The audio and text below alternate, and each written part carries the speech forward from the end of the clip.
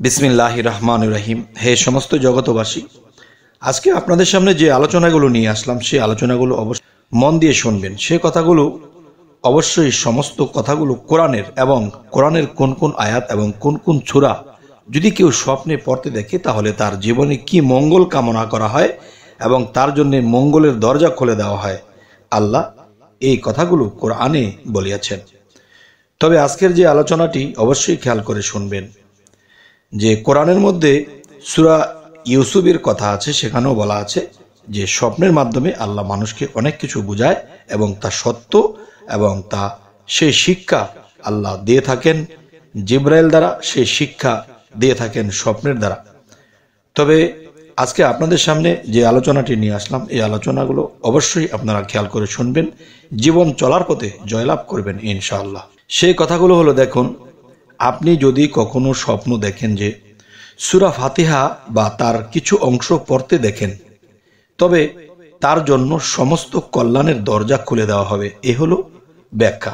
আরো একটি বিষয় হলো, এবং সমস্ত অকল্যাণের দরজা আপনার জন্য বন্ধ করে দেওয়া হবে এবং যে কোনো দোয়া করবেন এই ফাতিহা সূরাটি যদি আপনি স্বপ্নে পড়তে দেখেন এবং এর পাশাপাশি দোয়া করেন, আল্লাহ তাআলা তা কবুল করেন।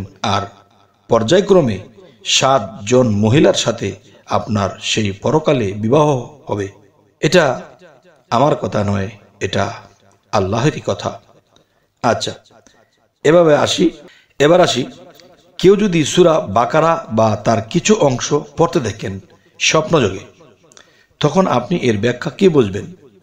এটি বুঝবেন, তবে তার দিন ধর্ম উত্তম হবে এবং সে দীর্ঘজীবী হবে, অথবা সে এক এলাকা হতে অন্য এলাকায় স্থানান্তরিত হবে এবং তথায় সম্মান লাভ করবে।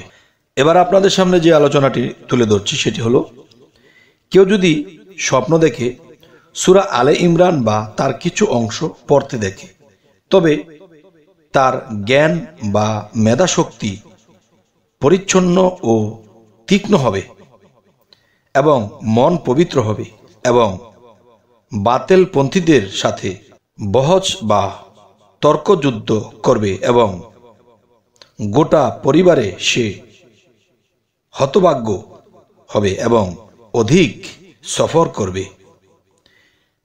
এ হলো এর অর্থ। যদি কেউ সূরা আলে ইমরান পড়ে এবং তার কিছু অংশও যদি পড়তে তিনি দেখেন, তাহলে তার জীবনে এটি ঘটবে। এবার বলবো, কেউ যদি স্বপ্নে দেখে সূরা নিসা বা তার কিছু অংশ পড়তে দেখে, তবে সে উত্তরাধিকার সম্পদ বন্টন করবে এবং দাসী বা স্বাধীন মহিলার মালিক হবে। কেউ বলেন শেষ বয়সে কোনো সুন্দরী নারীর সাথে তার বিবাহ হবে, কিন্তু সংসারে কোনো বনিবনা হবে না।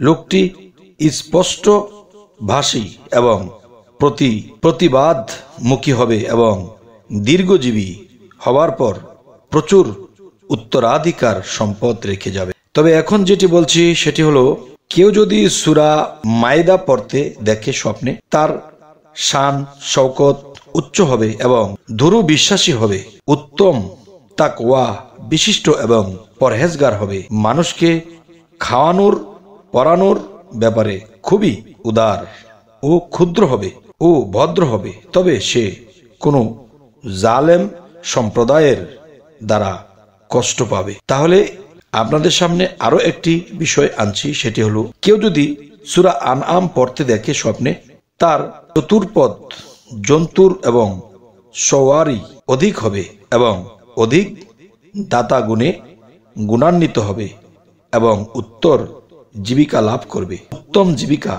লাভ করবে, দিনের রক্ষণাবেক্ষণকারী এবং আখিরাতের সৌভাগ্যশালী হবে।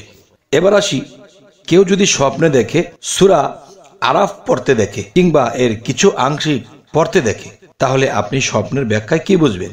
এটি বোঝায়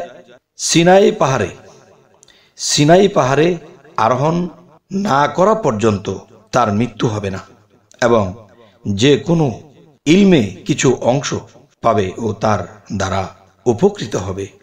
কেউ যদি স্বপ্ন দেখে সূরা আনফাল পড়তে বা তার কিছু অংশ পড়তে দেখে, আল্লাহ তাআলা তাকে দুশমনদের উপর বিজয়ী করবেন এবং মালে গনিমত বা যুদ্ধলব্ধ সম্পদ দান করবেন এবং তার মাথায় সম্মানের টুপি পরানো হবে এবং দিনের ব্যাপারে শান্তি ও নিরাপদ থাকবে।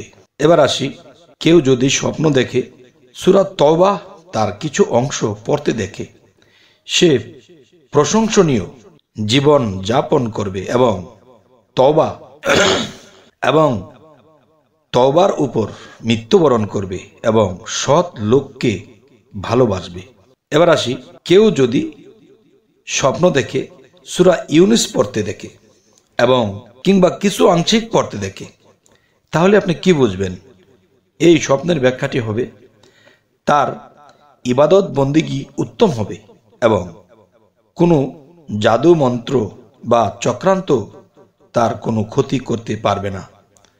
সম্পদের কিছু ক্ষতি হবে না।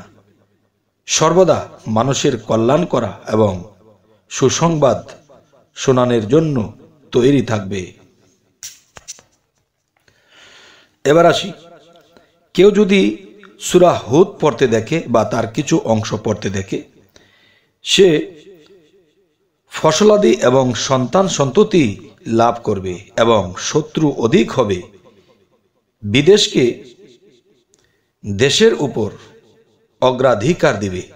আচ্ছা, এবার আসি, কেউ যদি স্বপ্ন দেখে সূরা ইউসুফ পড়তে দেখে, তাহলে এর ব্যাখ্যা কি হবে?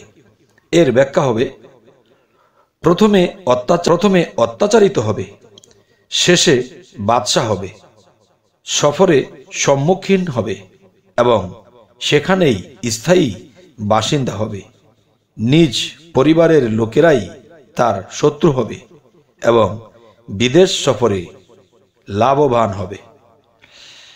তবে হে সমস্ত জগতবাসী, এই যে স্বপ্নের ব্যাখ্যাগুলো বলা হচ্ছে, এগুলো কিন্তু একটা কথাও মিথ্যা নয়, কিন্তু ধৈর্যের সাথে যদি আপনারা শুনে থাকেন তো আলহামদুলিল্লাহ, আমাদের লাভ ছাড়া কখনো লস হবে না এবং কোন সূরার কি গুণ তা আমাদের জানা হলো।